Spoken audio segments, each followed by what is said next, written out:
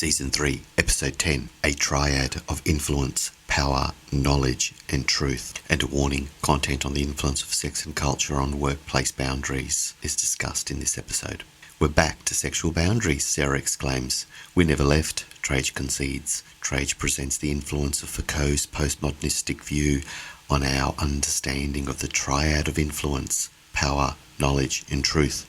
The mix of knowledge and power creates a truth when espoused as fact by, say, a politician, medical specialist, or famous person in a privileged position, explains Trajce. And it is most alarming when these people leverage these influences to execute nefarious deeds or satisfy sexual needs. Alan clarifies, in these cases, sexual coercion may be used as an expression of dominance and power. Trajce prompts the team to reflect on Maslow's hierarchy of needs, a 1943 theory of motivation, and suggests this negates the discussion on sex as a motivator for action. Yet sex is primal, fundamental, and likely a behavioural driver influencing many activities that should be considered in the workplace. Those in the most elite positions find that their poor behaviour is permissible, says Sara. The team reflect on the phenomenon of precarious masculinity, a reaction of aggression if an idea of manhood is threatened. Trajce explains caselaw when there are transgressions that are sexual in nature by those who are in a position of power. Sara reflects on the God complex and how workplace culture can reinforce ideas through confirmation bias. Yeah, willing and able. DJ Code Red, Saber. We're gonna get this started. Yeah.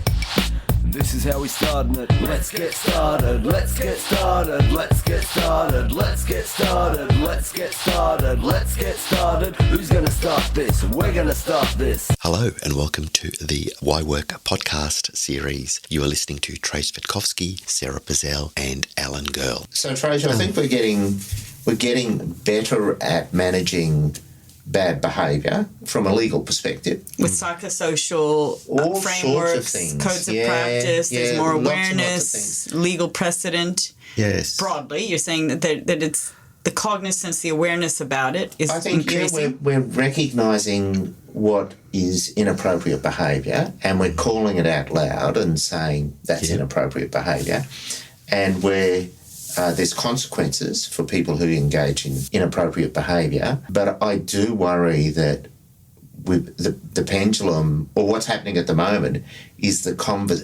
consequences are devastating. Still devastating, but then and the media, right? So when you're sharing this information, when you take a soundbite and put it elsewhere, yes, and politicize something.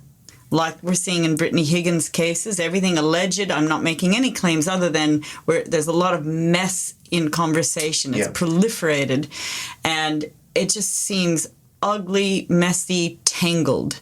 And this can happen in the workplace. It can happen, you mentioned Ben Robert Smith. It's like who said, she said, what said, and then sharing it and making it public access. You talked about in Season 2, Alan and Trajce, you talked about fat shaming.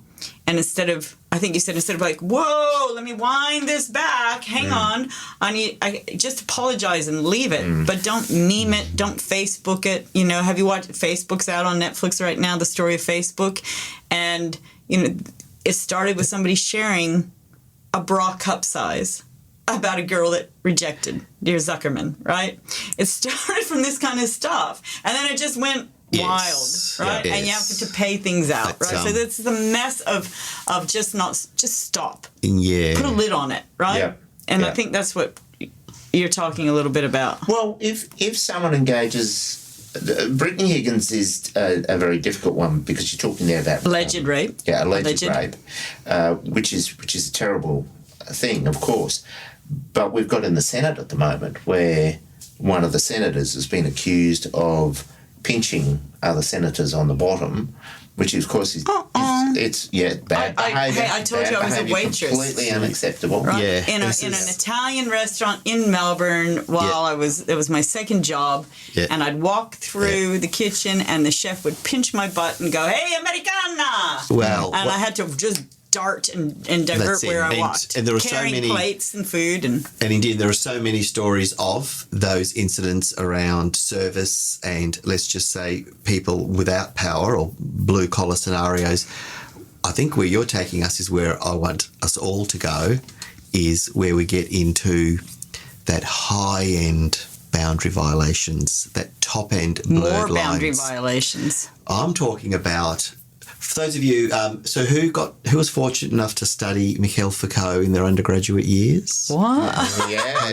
Well, yeah, like I do that. I'm planning a PhD on that. Trajce, tell us about it. Listeners might then get an insight as to where I'm from, but Michel Foucault, a critical theorist, of course, contra empiricists and all those science boffins. You're going to have to explain all that. So please. Michel Foucault had said a lot of things, but one of the most interesting things was he designed his view of the way the world worked in terms of if you are in a position of power, or vice versa, if you've attained the requisite knowledge, you therefore are going to be in a position of power. That's called the power-knowledge nexus. Then he added a third element to it. So if you're obviously in a position of power because you have that knowledge, and immediately you'd be thinking of doctors, specialists, anyone in a position of power. Probably that's one of the most, well, in terms of fiduciary relationships, that's an extreme sense. You are power and knowledge.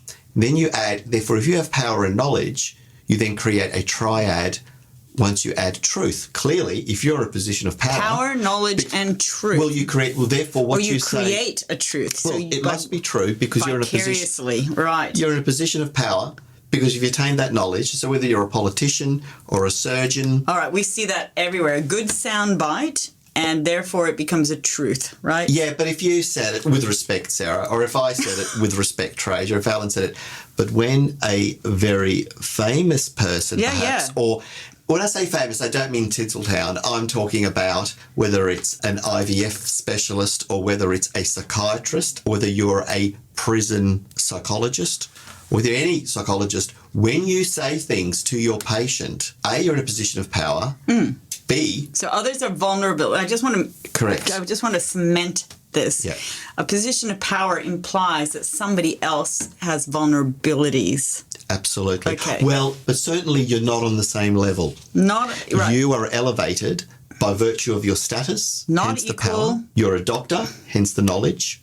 So this is in healthcare we're talking about now. We'll talk about healthcare. We'll talk about the legal profession. We are talking about boundaries being crossed at the workplace, but not at the Italian restaurant, not at... The mafiosa, my grandmother's kitchen table. I think the cement boots would come in and if somebody violated somebody there. The hotel shootout. I'm not talking about the ordinary course of work.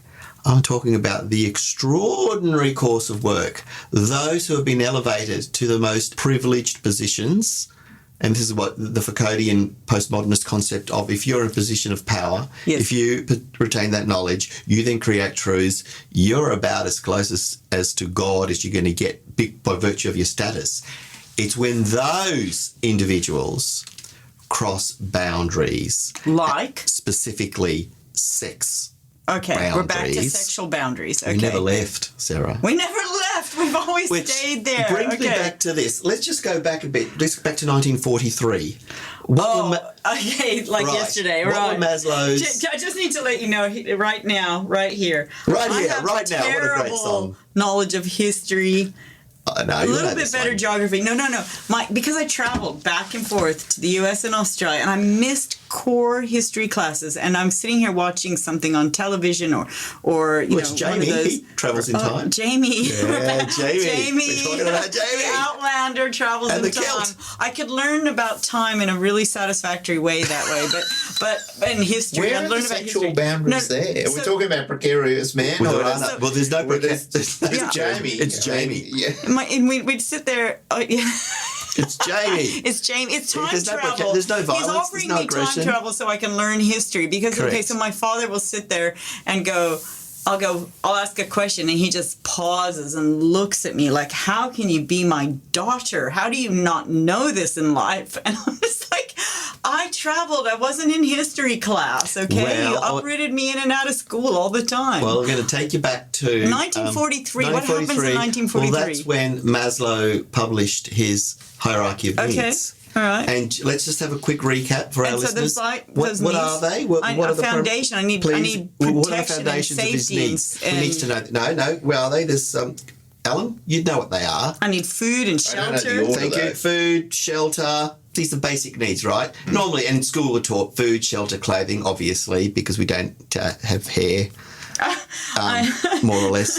Food, shelter, clothing. Some safety, But- a little. Then I move to like some belonging. Yeah, before we move that. Okay, I'm Before still we in move up food to and safety, protection and yeah, safety and right. belonging and dignity, there is one that nobody talks about. What? Possibly because, I guess it's a Oh, you mean sexual needs? sex is never or rarely That's down, mentioned. It's physiological. I know. It's base. It's primitive reproduction. So But you're when saying we're taught- too shy to say the Well, word? certainly at school, the S word was never. When I was inducted into the okay. Maslow's needs, No, we didn't mention sex. I think this is really I was in interesting grade in two terms or of three. work design, right? Because there's a lot of talk about safety. There's a lot of talk of safety critical issues, and then there's talk at the other spectrum of health and well-being, and then this spectrum of what do we do for our physiological health, meaning just physical, cognitive, psychosocial.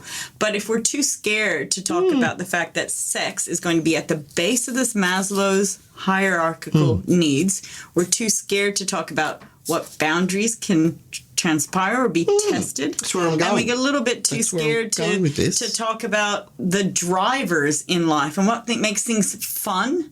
What are our sensory needs and preferences, and that this is going to be a thing because we're in a social system. Yep. An organization is a social system when you're thinking about performance. So Well, this exists. All right? so It's not, that's don't right. keep Do it in the these shadows. needs change with age? No, let's get back to the basic needs. All the aspirational Mine things don't. and protection and a greater world and utilitarianism and eventually to utopia. But I think Trajce does because it was just Take this away.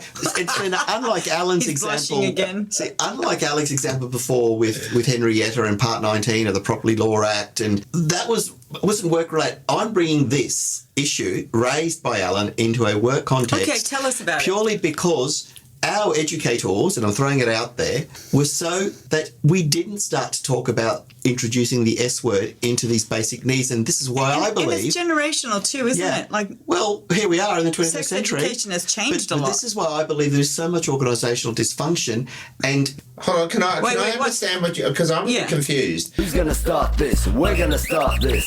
Are you saying if we talked more about sex, there would be less sexual harassment? I'm saying, wouldn't it be nice if we could wind the clock back and if we introduced in Maslow's teachings sex, perhaps we may have gotten onto that, no, there are boundaries and we don't do that. and So there are we- real drivers, and we can just talk Correct. about it, and we can understand. So that I'm trying to. I always look at things Let's with a talk filter. about it, baby. Well, I always think about it as if with a filter of design. So I'm thinking, I don't okay, mean in terms of birds and bees, Sarah. No, I mean in no, terms of behaviour. behaviors. And this is where Not I just think... biological, but we just said it doesn't have to be biological. What's the Yeah. culture that arises? Yeah. What's influenced? Masculinity, femininity, everything in between, right? What's influenced? Because the reason why I say all this is In no more behaviour. than any other group. Stop it, Alan. What I'm talking about is those in the most elite and privileged positions, whether they're politicians. And I think that it's just permissible, right? The Me Too movement. Correct. People just thought, I gave So- you many stories, and I only gave you the tip of the iceberg of some of my own experiences And and, that's like- people in power. No, one of the that discussions coming stuns out of me. Brittany Higgins is saying they should have cameras in Parliament. I mean, No. of course they should. No, what I'm talking about is, no, as in like emphatic. It's just unbelievable that we're addressing these issues where it should be a given that That's right. maybe I'm a bit Pollyanna about it, but once you are in that public arena, you just So don't if you go into a misbehave. courtroom, into a Queensland courtroom, they're recording all the time, every single minute of the day. On our Recording. roadworks, there's a lot of cameras, more than we Yeah, realize. But tell us the case. Okay, What's That's the case? right. There's more No, cameras on the okay. Prince Highway than there is in our Parliament House. These smart lights, But right? is that absurd? We shouldn't need to have that many cameras because it should be a position of It's a trust. security thing. It should be, Yeah. exactly. But my point to this Or is... we recognize the human factors and the real drivers, and there are both biological and cultural drivers that propel us toward sex, right? Now It's a thing, and so we better put in protections. That's design. And a desire to dominate, and often the masculinity misbehaviour comes from a desire to dominate. Well, And that's If we're talking about adverse behavior, non-consensual, then correct. Okay, what's the case? It's work, and work is work. Case, you keep speaking in the singular. Cases. Sarah. What do you got for us? I'm drowning Trish? in cases. This is a challenge. I am actually shocked. This week has been a week of revelations for me. Reveal to us. What do you got? You've heard of the occasional case who, let's not mince our words, let's mince our words a bit, has an affair with the patient. You've heard of stories of psychiatrists. When I say stories, these are court-reported decisions. Of the psychiatrist who then meets his patient at a cafe and talks about past sexual behaviours, and next minute there's a transgression into the bedroom. We've heard about the GP next minute. Moves fast. Yeah, we've heard about the decision was only handed down this year or last year about the GP up the Sunshine Coast who ended up not only having intimate relations with his patient, but also then bought a house for her children and her to live, pay $400 a week rent. Cheap these days. And this is where it got before the Medical Health Tribunal, and then prescribe powerful drugs for her. So essentially this doctor was the treating physician, was the landlord. And the lover and was also, through the whole process. Okay. All of these well, I don't know. Let's not go that far. But my point is, all of these cases... And why would you want that? Why would you want that? But, we talked about... Yes, but okay, let's why get back to the elites. So wait, you're talking about medical practitioners who feel like they're God. In some of these, you're talking about anyone who is in a position of power. So just use the example that you've led with. Yes. For a psychiatrist, because they can prescribe drugs, so for GP, psychiatrist or a GP, if they feel they feel romantic towards someone who's a patient, it's just extremely dangerous at that moment in time. Very, very dangerous. And I suppose what they should be doing is refer them on. Refer them to a colleague. So that they're freed of those responsibilities. They should, but what strikes me is the amount of boundary violations. I've just got a snapshot of 2010 to 2020 just in Victoria. It just goes on and on and on. These are some examples. Psychology board, multiple boundary breaches for unwanted sexual advances with the tutor. Psychology board. There's a lot of psychology boards. Then there are medical boards. These people are the most trusted health practitioners, and yet there is a plethora of recent decisions. So we've been spending the last season, the last couple of episodes just talking about workers generally, but inherently this is work and a very, very privileged workplace, yet I just keep finding cases of transgressions, sexual in nature, with those who are in a position of power and do have that knowledge and hold, therefore, that truth. And let's talk about things like in human factors, we talk about confirmation bias, where there's beliefs that continually get reinforced culturally, socially. So whether you think about it's masculinity or whatever the issue is, and when you're talking about people in power who start to believe that they're God, they're treated like God, their ideas are held in high esteem, they're speaking a truth, a perceived truth, or an accepted, and even when it's like, the emperor has no clothes. Well, we were told. The emperor really has got a divine wardrobe, but in fact he has no clothes. But we just keep this confirmation bias, and so people confirmation bias. Confirmation bias. So it's a human factors aspect. There's all types of different biases that can affect decision making, right? Cogent, prudent decision making. Hindsight bias. Yes, that's right. Though. So when you interpret, favor, or recall information in such a way that it just continues to support your values or beliefs, and you tend to surround yourself with people who might confirm your beliefs. You want to be told you're right, you seek that out. And then for folks who are in a position of power, there's a lot of yes people around them, right? So they feel like what they're saying, what they're doing, everything gets rewarded, approved. Maybe the boundaries get pushed a little bit.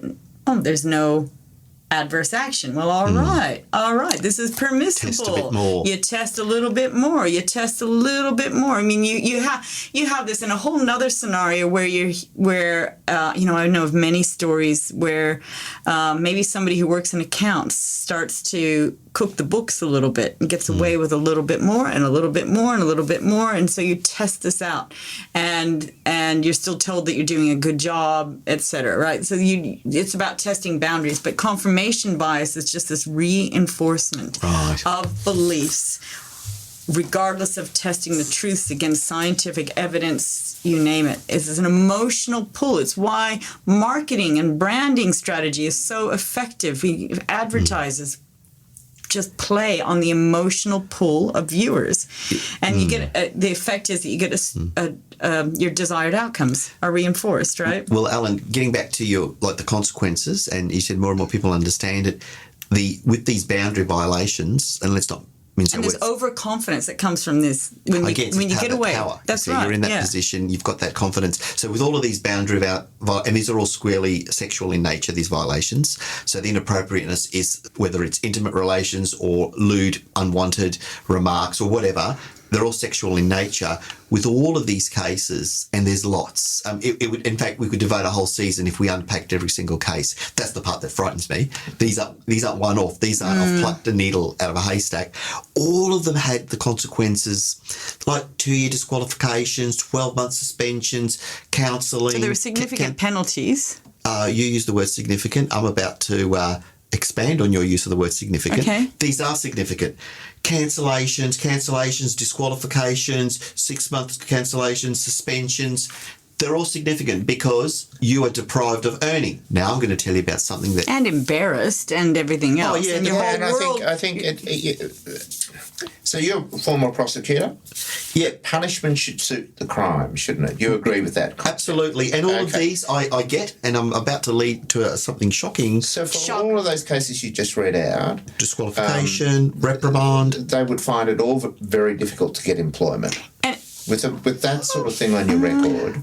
Oh, don't forget, we're dealing with experts. We're dealing with professional people and the current health shortage. I would suggest it may be difficult, but eventually you'll find work, whether you're a private practitioner or not. Well, I suppose if you're a doctor, you'll always get a job with Queensland government. Look, the thing is, so suspensions, therapies, cancellations, 18 months, they reapplied, registration cancelled, but disqualified for 15 months, reprimands.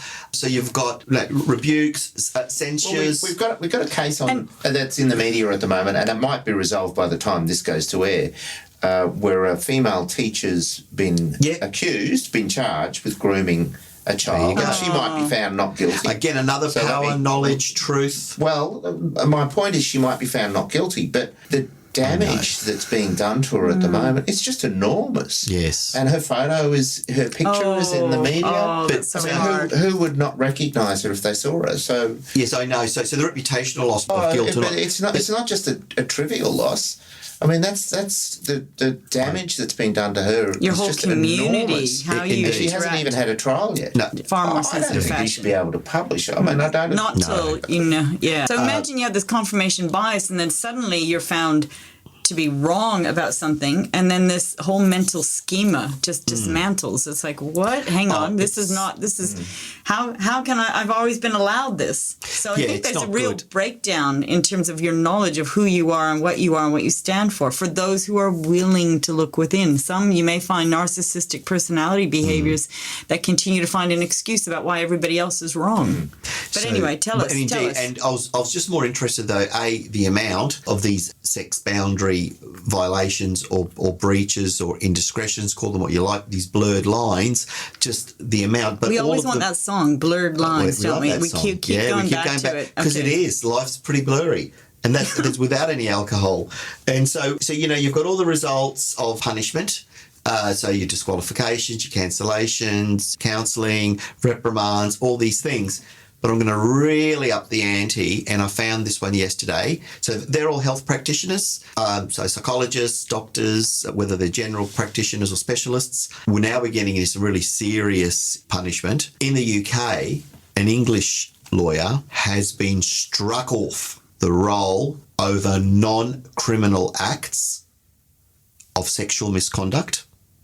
Okay, So these are non-criminal. So sending lurid text, suggestive text messages, just being an idiot. Am I to accept this as unwanted? Is that what I'm to assume? Completely unwanted. So a senior staff member to a junior, a teenage staff member, a female staff member, sending a Me Too movement kind of thing. All right. Just essentially don't do it, but he's done it. But the punishment was a strike-off. Now, Alan, what does it mean when you're struck off? Well, that means he's completely buggered. He can't work in the law anymore. He's no longer a lawyer. He's no longer a lawyer. He's not suspended or censured. But it wasn't criminally. It wasn't found criminally that's the wrong. point. This is where we're going. And then yet it was bad enough. It was deemed to be so wrong by the legal fraternity, right? Well, it's got to be something more than sending text. No. That's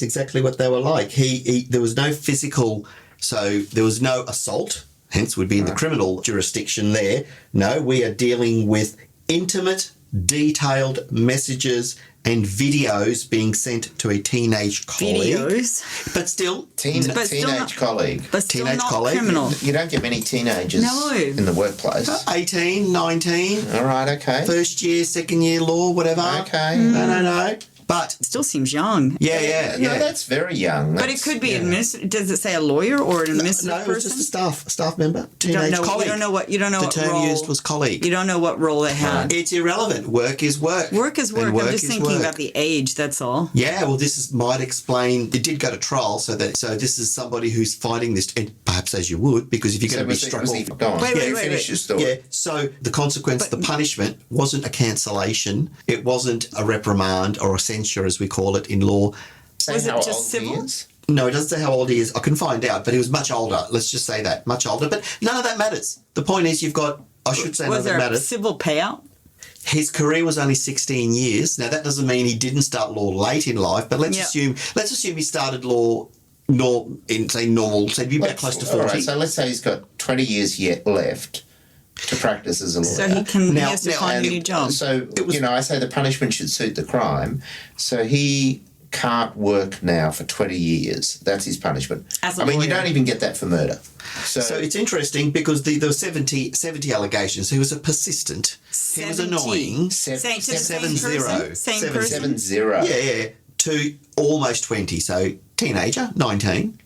Still, not the issue here. The ban was always on the cards. It is known that the regulators have been uncomfortable with financial penalties, but this idea of striking off was going to be, for me, I think, suggestive of we're going to send a very strong message about this, because the tribunal said this: the two dangers, and they used the word danger, the two dangers that lurk for solicitors engaging in sexual conduct with others within the firm. Now, you might think, if you've got two consenting adults, because that's engaging with us in the firm. Yeah, go on. Yeah, but the two dangers are for solicitors engaging in sexual conduct with others within the firm are first, lack of consent, and secondly, abuse of power. And that's why I introduced Foucault today.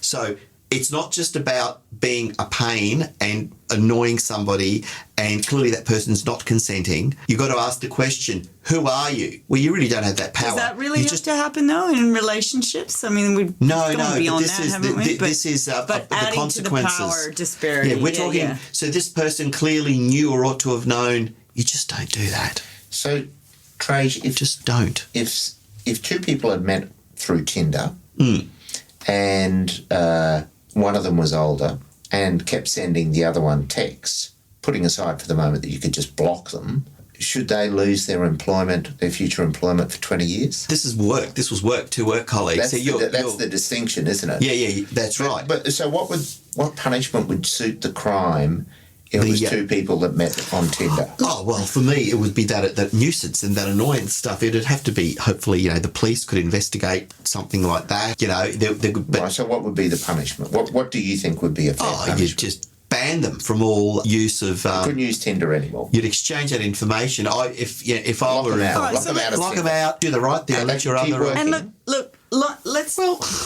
Let's it's talk, not a work-related matter. Well, let's talk a little bit about the work system in this, okay? Because I'm certainly compassionate toward this young woman who had to take this all the way to Absolutely. a regulator. I mean, that's horrible. Yeah. But at the same time, I'm often trying to have a balanced view about what work system enabled this. Who's gonna start this? We're gonna start this. Press play and plug in the microphone cable. Next up is the crew willing and able, satisfying your thirst. Come and clean on the verse, precise and rehearsed. Toys are getting first. We hope you enjoyed that episode of Why Work. You've been listening to Trajce, Sara and Alan, and if you'd like to know more about some of the things we've talked about today, please subscribe and we'd be more than happy to provide you with information and other things that may interest you. Please be aware that none of the matters we've talked about today should be construed as legal advice or any other type of advice. We're just here to talk about all things related to work. See you next time.